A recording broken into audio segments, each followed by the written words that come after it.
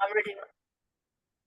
Good afternoon from sunny England and sunny Wales by the looks of it. You've got sunlight coming through. Funny-ish.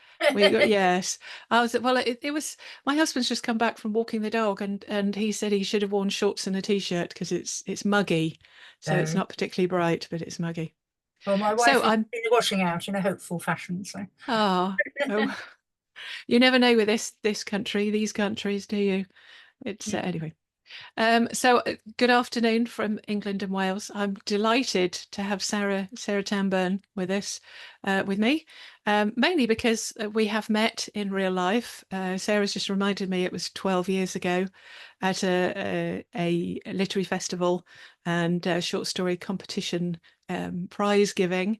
I can't remember where I came, but you won. So we will talk Mhm. about awards and the recognition that authors get from it. But we'll go back to the beginning, if you don't mind. So we'll start at have you always been a writer? Can you remember the first thing you wrote? I can't remember the very first thing I wrote, but I was certainly writing before I reached double figures, like so many people. And I still have one or two of those bits and pieces, and they were exactly what you'd expect. Um, I remember trying to write a dramatization of Prisoner of Zenda and being terribly Oh, disappointed when I discovered it was already a film. Um, and that's yes, that's never that's been short. high aspirations at Yes, single absolutely. figures. Um, Wow. and then you know how it is, real life intervenes, Mm, or people tell you that you need to go and earn a living and there is no money in art and other such canards that infect us all. mm, Uh, I think, I think though, I remember a writer about hearing somebody say at an event some years ago now that there's a big difference between writing from the inside out and writing from the outside in. And I think you mean writing from the inside out, creative work, whether that's non-fiction or fiction. mm, I've spent a great deal of my adult life doing the sort of outside in writing, so writing policy documents, committee reports, and mm, journalism, and so on and so forth. And I think that that's clearly it's a really valuable discipline to have learned about learned about deadlines and mm, structures and audience expectations and the purpose of the document that you're writing. mm. So in that sense, I've kind of been writing all those years. But then in uh, about 20 years ago, I took redundancy and went sailing. And about a week after I moved on board my boat, I suddenly had an image in my head that became a not very good novel that I don't think will Mm. ever be leaving my hard drive. Oh, But that was like, okay, yeah, I'm going to rediscover that part of me too. mm, It proved for me very difficult to run a business as a consultant, sail at least half the year and write. And the writing suffered in that a bit till I moved back ashore mm, in 20, 2015, really, 2014, 2015. mm, And then I began to start taking writing creatively much, much more seriously. But I had begun to do that from 2003, hence writing Switzerland for the Get Writing Cup in 2012. mm. So So that's the short version. where did your love of sailing? What got you into sailing? I know this isn't Well, writing, but it, mm, it is and it isn't, because I write a great deal about the sea and the experience of being afloat. mm, Um, well, when I was a kid, I did a little bit of sailing, a bit on the Broads and stuff. But my family were much more horses than boats, to be honest. And then somewhere in my mid-30s, two things happened. One was that I realized I didn't do anything physically dangerous. And actually, I wanted some of that back in my life. Having grown up with it, being mm. horrified when I got to 18 and found that some people got through their entire childhoods and never broke a bone, and so on. That And was yeah, me until two years ago. Romantic beach walk, and I broke my ankle. it's Sussex. annoying, whereas by the time I was 18, I'd broken ankles and ribs and noses and coccyx and shoulder, Oh. all the rest of it. And I thought everybody did that. Uh, anyway, so I was looking around at what would be possible, and I thought about riding, and I thought about boats, and I thought about paragliding, and Why I not went do all out. three at the same time? Yeah, it's actually horses don't like flying. That's the Pegasus. Bless you. Anyway, so then I went out with somebody for a little bit who had a boat, and that introduced me to sailing bigger boats. And I read a book called Voyaging on a Low Income by a woman called Annie Hill, which is exactly what it says, how to go sailing without much money, rather than thinking it's only possible if you've got a great deal of money. And the short answer is sell your house, and, you know, live properly on the boat, not just treat it as a hobby. So I kind of thought, well, that's rather fun. I could do that. And so I bought a little boat and did a bit of sailing on that. And then I thought, no, I want a bigger boat. So, and then I'd met my then partner, and so we bought a bigger boat and buggered off. What's the best place you went to? Oh, well, we did long list. by sea. We didn't go further than Med, because then in the end she decided she didn't want to do further than the Med. Okay. So we're best place in our own boat. I actually enjoyed Tangier more than you might expect. Lisbon was a lot of fun. Sailing into the Arno is its own thrill, and we really enjoyed Elba, which is one of the Tuscan islands. Other places I've sailed, I have to say Antarctica takes some very serious beating, though South Georgia is also amazing. South Georgia is amazing for wildlife. So yeah, and the New Zealand Sounds are a lot of fun. So back on dry land, do you write full time? I wish. Enough time. I'm lucky enough now that I've got an occupational pension, and that makes it much easier. And I decided in late 2017, early 2018, I decided to go and do a PhD in creative writing. So I had a book, I had 2 books I wanted to do, and I couldn't work out how to do them. And I wanted access to research capacities, and I'm sure we'll talk about research a bit. And so between the business, meeting somebody else and getting together and getting married, and writing, those, and being a student, sort of those things together. So I cut my business down quite a lot. I still do a little bit. And so it's nearly full time when I'm not doing all those other exciting procrastinatory things like gardening. And research can be procrastinatory. Research can be. Yes, especially if you're writing the kind of, especially the mythological writing that you write. I mean, you're immersed in that anyway, so you have a broad knowledge. Yes, the stories in Children of the Land, which is the book I published last year, actually they required so little research. They almost wrote themselves. They were just, yes, to some extent, immersion. I did go down a massive rabbit hole of trying to find mythology about moles, which is surprisingly lacking. Doesn't exist anywhere. When you think there would be lots about moles, because they're a really weird animal. But you know, that was easy. More because the novel I'm just now polishing and trying to find an agent for is historical, and that always generates huge amounts of, you know, exactly what kind of hats were women wearing in 1810 to, you know, what did Jean-Jacques Dessalines look like, to theories about the relationship between the Napoleonic Wars and the abolition of slavery, and so on. So you can, you know, and that I have learned to be much more disciplined about, but it's taken me quite a lot of time to learn that discipline, because yes, it was fascinating.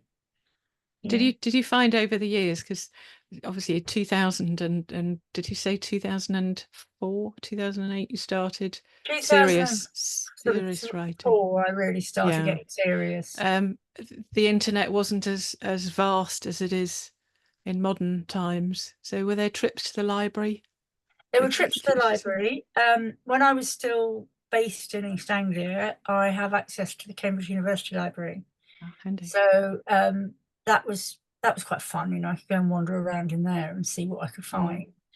But it also means that there's much fewer people who are in any position to tell you you're wrong. So that's the upside. But, yes, but there always will be. Somebody will email. Yes.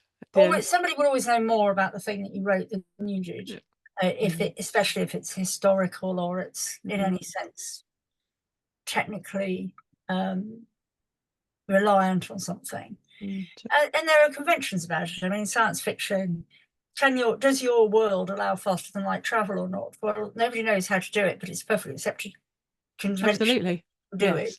You just Yes. need to be consistent. Yes. And I think that's true in a lot of thinking about fantasy and so on. And in some ways, the same is true in historical fiction. Is your relationship with the record, the archive? How are you structuring that relationship? As long as you're consistent and you can explain it, I think you're right. And how do you, once you've written something, what do you like with your editing? Do you pop it away and come back to it at a later date, or? I'm incredibly inefficient, frankly, Morgan, because I edit quite a lot as I go along. Right. Yes, some do. Right. Yes. And then I do a bit more, and then I try to push it away, and I can't because I'm still in love with it. So then I fiddle with it a bit more, and then I have to really push it away and decide that I can fall in love with something else. Yeah. But because before I really start, I mean, not so much the big shape. The big shape, I'm fairly plastic with that. Sure. And that moment when you go, oh no, actually that's the beginning. Mm. And that sort of thing. Oh Yeah. no, I've started the wrong place. Chop the first 2 chapters. Completely. Or so, like the story in Children of the Land called Hawks of Dust and Wine and I often start a story with an image. I'll have an image in my head in a quite cinematic way. And it started with this image of her in a room with a man, and he's pouring wine into this heavily encrusted goblet, and he puts dust in it. And this was this, and for a while that's where the story started, but actually, of course, it's halfway through the story. You know, about a third of the way through the story. But so that kind of thing, I'm sort of, oh, okay, now I understand what I think I'm writing. But the little, you know, that perfect phrase, which actually gives you no additional value except that you love it. Yeah. But, yeah, that's the thing. We've got to love, even if we don't love the entirety in the draft form, there will be nuggets. I had a previous dog. My current dog is behind the door, so I'm hoping that the mic doesn't pick him up, but every now and then he'll squeak. And the previous dog used to I had a bed by a dog bed by the desk, and every now and then, if I was particularly pleased with a bit, I'd sit there and clap, and he'd look up at me and go, "Oh yeah, here we go again." oh, that's really He's used to sweet. it. I must adopt the clapping. So who sees your writing next once you're happy, you've got to a certain stage? Who's your alpha That's reader? a really good question. I mean, my partner Sandra, she often will see it next now. While I've been doing a PhD, my supervisor has been incredibly generous with his time and attention, and Children of the Land was not part of my PhD. It just happened at the same time. And he read all of those and commented, and that was generous. Brilliant. I'm thinking about trying to create a beta writing group now because I'm very close to the end of the PhD. And I think it is useful to have people who are themselves struggling with some of the same problems. You know, does it give you, you know, obviously one's loved ones are lovely, but I won't say that my wife is never critical, but in fact she's very critical and picky. But I also want people who are trying to write. But it's constructive criticism you want. Yes. My mother she did read one thing of mine and didn't really get it. But I was very selective about what went in her direction. Yes. We were quite two different animals. But I think, you know, it's nice having somebody, also having a review. I don't read my reviews. Stop that a few years ago. But it's lovely if somebody loves what we do. Yes. But equally sending it out to somebody and them saying, oh yes, I enjoyed it, is great. But really you want someone who said, well, I enjoyed this bit, but I felt this bit lagged a bit, or, you know, had a saggy middle, or as we do, or how about if such and such, or you haven't written enough about this character, I really like more from this character. I think that's true. I had a story go into the Iron Press anthology, Aliens, 2 or 3 years ago, and the editors sent back the first submission and said, put it in the third person. Okay. And that was just a brilliant piece of thinking. Mm. And it worked so well Mm. to do that. And it had not occurred to me Right. at all to do that. And it was a Yes. brilliant intervention. Yeah. And that story, which is called Misplaced, is now in that collection. That's nice. See, that's fine if it's a short story. If Yes. it's a novel, then because I have suggested that to an editing client in the past when they've written a whole novel, I said, you really don't want to hear this, but, and I think half of it was in first and half of it was in third, and it was almost written as if it was all in third, but it was because the I knew too much. You know, the Yes. first person narrator knew things that a first person narrator wouldn't know, and so I said, you know, that, and then at least it was only changing half of it. Well, in fact, less than that, because most of it was you could just literally just change I to the name and change the tenses. And but yes, in a short story. So you're writing, you're nearly the end of the novel. Did you think as sort of beginning as a short story writer and having been a short story writer for so many years, had you always planned to write a novel? Did you think you might do it? Or Oh yeah, I mean the one I wrote while I was sailing, which isn't very good, that was a novel, and it was always going to be a novel. And then I'd written a succession of short stories about women who went to sea under sail, one or two of which have found homes. Real women who there's very little of their voices in the archive or in the literature. And I wanted to find those stories. So I wrote what's essentially a collection of those stories, but there were two women whose I wrote a short story about one, and it was really clear immediately this was a novel-length story. Now, in fact, it's two novels, and the agent's advice that I now have is to split it into two, and so that's now what I've done. And you know, the series will have the original name, and then there's two books within it, and I would love to find somebody who loved it as much as I do. So I always knew that was going to be a big story.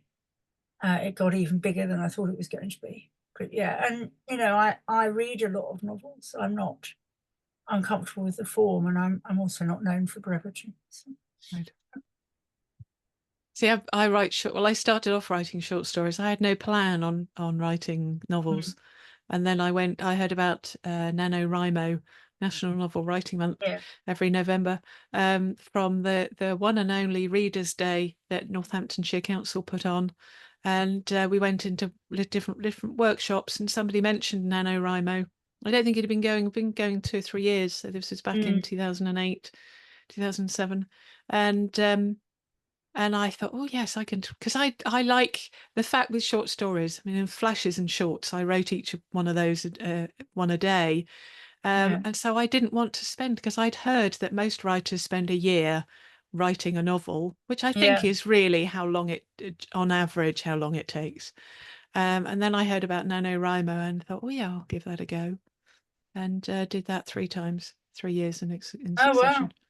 I mean, I think my issue is often I write stories that tend to be about 8 to 12,000, and that's a really difficult length. You know, their market is not good for that length.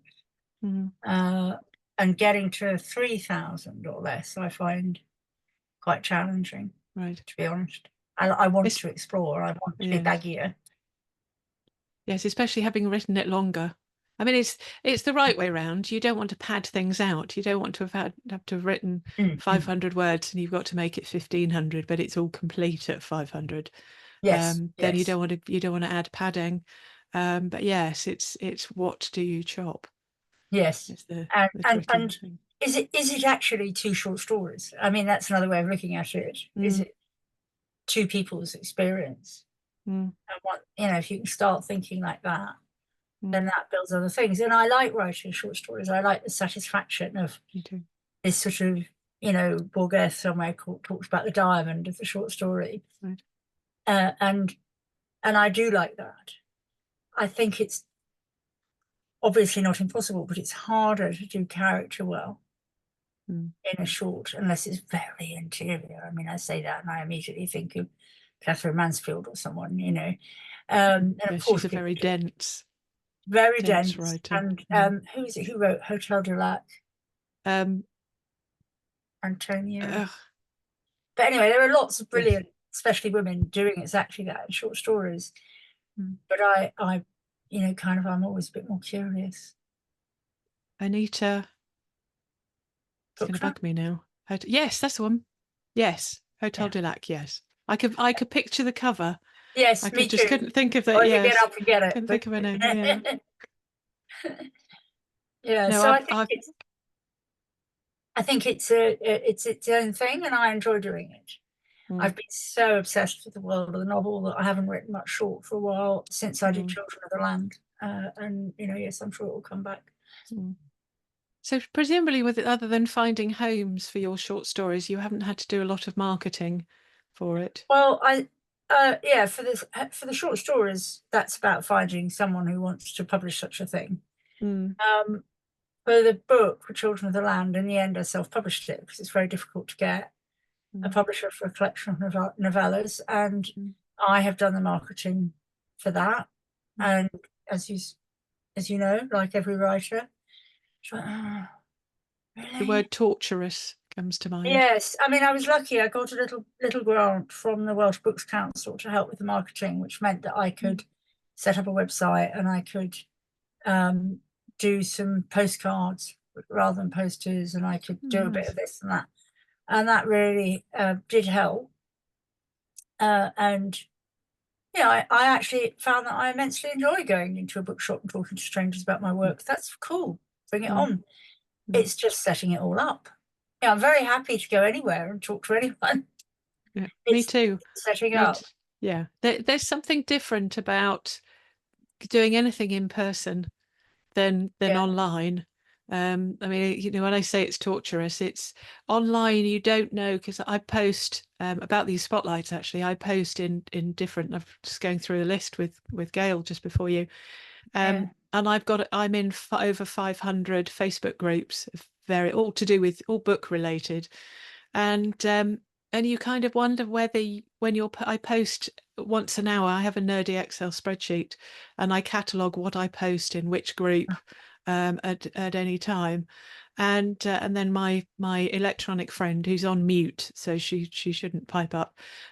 She reminds me on the odd hour, so 7 a.m., 9 a.m., etc. What that I should be posting in these groups. So I just go to my spreadsheet and click on the link, and it takes me there, and I copy and paste. And you just think nobody likes it, nobody clicks on the like, nobody comments. But you know that it's the old rule that if you see an advert for at least 7 times, then it registers what it is, yes, and you yeah, pay more interest. And you know that I just have to keep doing this. Um, and you do wonder whether people, because it's since the advent of self-publishing, there are so many. yeah, It's now a very crowded pond, with everybody saying, in however nicely, please go and buy my book. yes. And so I it's mean, hard. It's really hard. I entirely agree, and I'm in awe of your organization and your Thank you. spreadsheet. I shall have to go Thank you. away and think about creating my own now All right. Well, I and all can the send rest of it to it. you. It's no problem. But it's a really yes, it's a really crowded pond, and of course many of us are not that. I'm very good in, if you like, in my consultancy life. I'm very happy to say I'm really good at this. I've been doing it for 30 years. Hmm. If you employ me, you'll get really good value, and this is what you'll get. I'm Yeah. fine at that. I'm much less confident at saying, buy my amazing deathless prose about, Yeah. you know, weird and Mm, fantastic figures you've never heard of, or, mm, you know, the life of a black woman in the late 18th century, early 19th century, or whatever mm, it is, you know, that mm, I think really I find much harder to do. And I'm not terribly disciplined about the timing. What I think is very impressive, and what you're doing there is that you've got a sort of schedule and you stick to it. Well, And I learned having been kicked out for 24 hours, as is Facebook's want, um, that any more often, especially pacing the same thing, no more than every 45 minutes. So I just do it. It messages every 2 hours, so it's definitely a comfortable gap. But then yeah, if I know it, if say it's 10 o'clock and I did one at 9 o'clock, then I'm okay. But yeah, it's right. usually every couple of hours. Don't you find that if you're there and you're having a clappy moment with your writing, that you don't want to stop your writing in order to do that? No, generally it depends. It really depends on what I'm working on, because I've got several novels on the go, and Yeah. if it's that, then I'll quite often actually go in the spare room with my laptop and switch the Wi-Fi off there and Okay. just crack on with that. But yes, if I'm at my desk, this is my comfort chair. Yes. Um, Yes. Same here. then yeah, this is my place. And one of my I got two iMacs, and one has Office on it, and the other one is supposed to have Office on it, but it's never worked. And so that's my Zoom screen. Um, so yes, I do a lot of when I write. I'm not very good at saying right. Because how life crops up.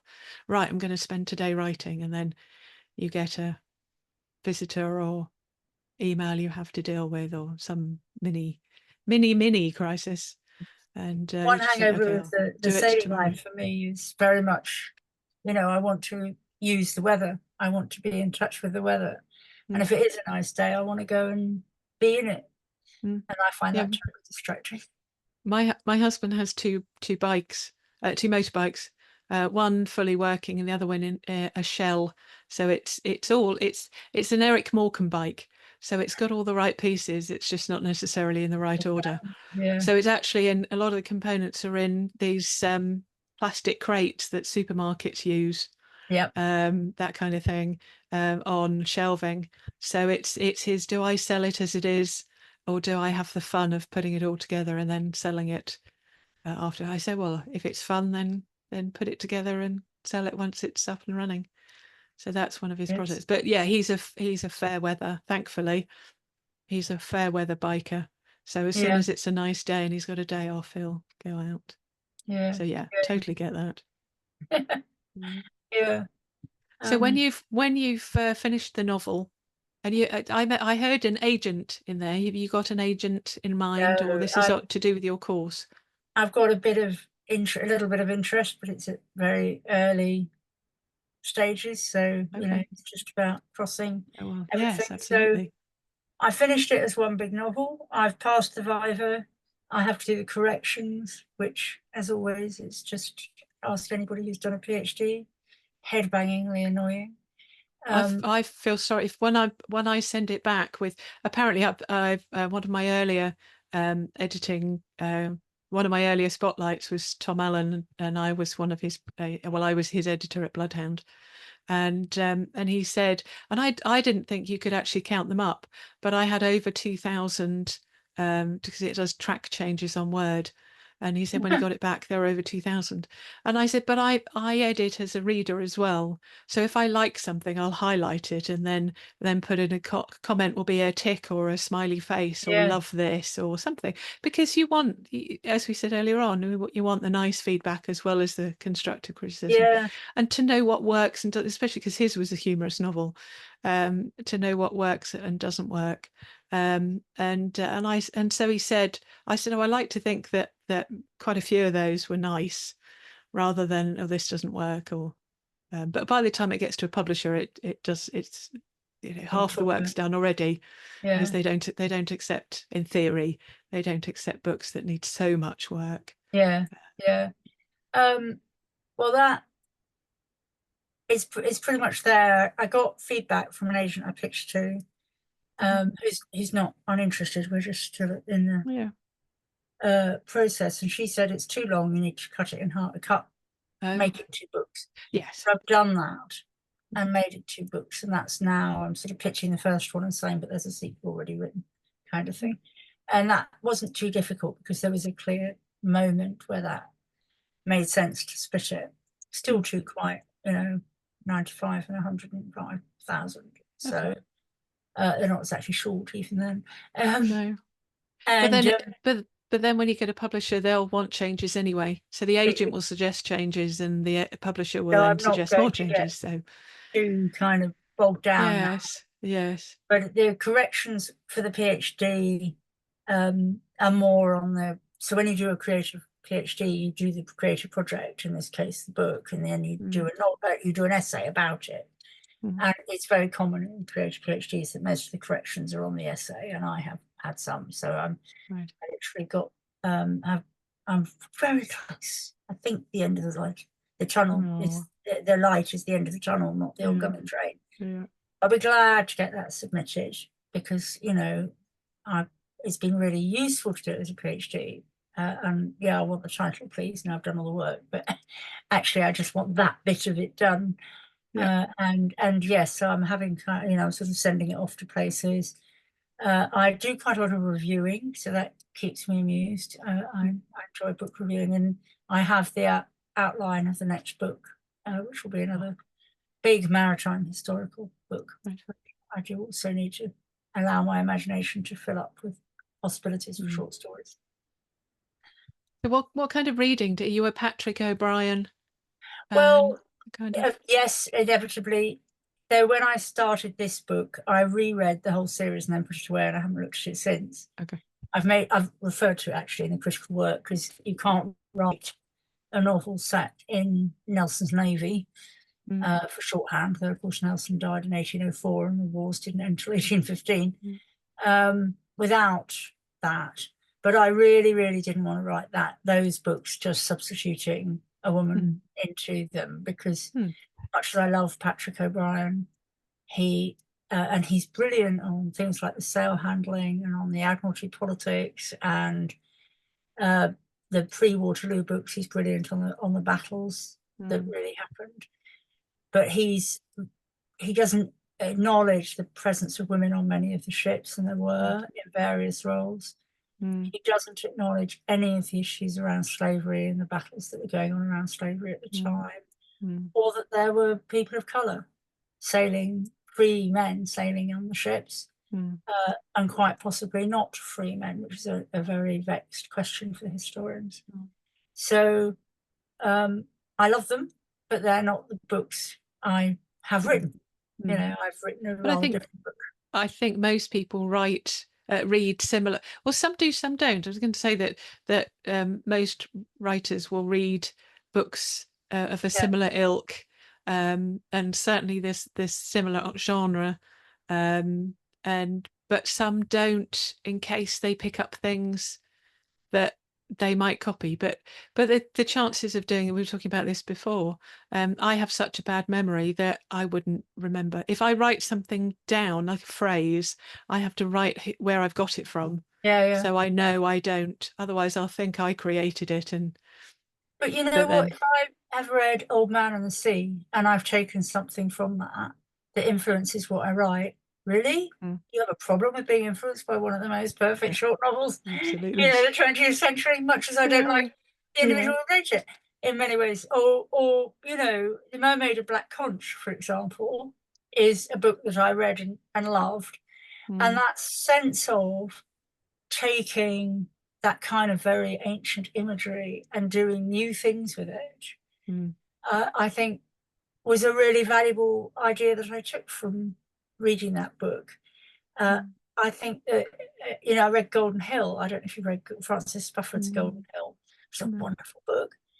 And just his sheer capacity to describe a city, New York as it became or just become at the time at which he wrote, at the time of which he wrote, the zest and the detail and the colour and the way he describes his period and brings it very alive.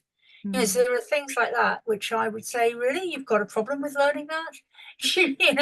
Well, it's all techniques, and it's what you enjoy as a reader.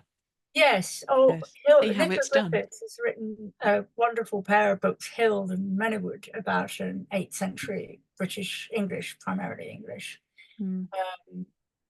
Woman who was of royal blood but eventually became a nun. Mm. And they're wonderful. And what I love about that is the way that she places her central figure as a political agent without any kind of fuss about that. So I think there are lots of ways that you learn from whatever you're reading. Mm. Mm. And to, I think I would say this to other writers, or especially newer writers, and they'll say, well, I don't want to read. It's like, really? You think you've got nothing to learn? Mm. Absolutely, we're all learning, aren't we? From the first thing we wrote, you were talking about the book that is going to maybe stay on your hard drive. Yeah. That you go back to early things, and I like listening to podcasts, and the World Book Club, they often have I haven't listened to them for a while, but they have authors back to talk about an early book that did really well. And they kind of say that they've reread the book and they're a little bit horrified at how bad. I don't think they admit that live, but they say, oh yes, they would have written it very differently. A diplomatic way of saying, I wouldn't have written it like that now. I tell you what's if you love podcasts, if you ever come across Marlon and Jake read Dead People, Oh, okay. because Oh, Marlon James, I like the sound. who were the booker, Yeah. and his editor, and they only read Dead People because they can't get sued and they won't get shouted Okay. out on social Good plan. media. Yeah. And they've done, I think it's 3 series now, and I can't wait for them to come back.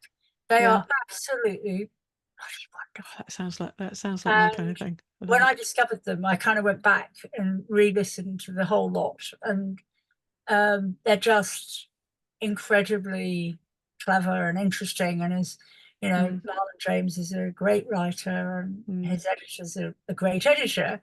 And they're like, he was, yes, I do expect people to have read Jane Austen and Leo Tolstoy. Don't tell me that these things aren't relevant. Well, I have. I think I probably have my secondary school. Although I often say that the only good thing about my secondary school was the Mandarin cheesecake. I was trying to think of the flavour. Mandarin cheesecake in the canteen. But no, they he that was college, so he was yes, he was his college friend was a very good friend of my school friend, so we met after, so we've known each other since we were 16. I so thought yes, you we met very young. yeah, and had a 31-year gap. Well, we dated until we were 24, and then I moved north. He was supposed to move north, and a long story that may end up being a novel at some point. So yes, reunited a couple of years ago and married in April. So okay. It's great. Yeah, thank you. Yes, no, we've just picked up where we've left off. It's bizarre, really. Good. But it's a lovely story. It is. Yes. Yeah. People say I should write it down, so I have. I dictated it into my phone, as and when, because I stalked him. I found him on the internet and stalked him thereafter. Got him back. Anyway, it's been an absolute pleasure. Do keep us informed and let us know how you get on. But hopefully we'll come back in October and talk more about your writing specifically. That would be absolutely lovely. It's been a joy to catch up. Yes, it has. Thank you so much. I hadn't realised it was 12 years. Yeah. Less grey hair and less lines, I think, at the back of the time. Anyway, it has been an absolute pleasure. This is the real colour. I'm sorry to disillusion them. That's all right. No, I like that colour. I'm not brave enough to I used to dye mine, but then COVID happened and then I didn't, but I stopped bothering. So I've got no idea what the real colour is under here. Right. He died for so long. Okay. Well, lovely to catch up with you again, and we'll chat again in October. Yes, definitely. Yeah. Thank you so much. Thank you. Bye. Bye.